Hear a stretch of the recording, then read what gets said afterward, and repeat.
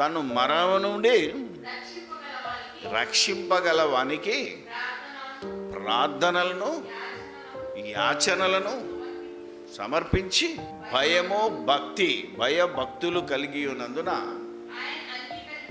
ఆయన అంగీకరింపబడెను.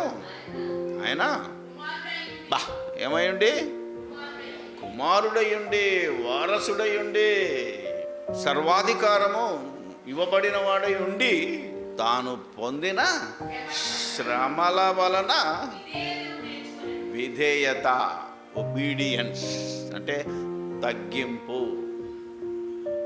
ఏమ్మా, ఈరోజు క్రైస్తవ ప్రపంచానికి బోధకులైన వారికే తగ్గింది ఏంటిదిరా అంటే, లేనిది ఏంటిది అంటే వాక్యం తెలుసు, మహాజ్ఞానం తెలుసు అంటున్నారే తప్ప నేర్చుకుంది ఏంటిదంటే విధేయత.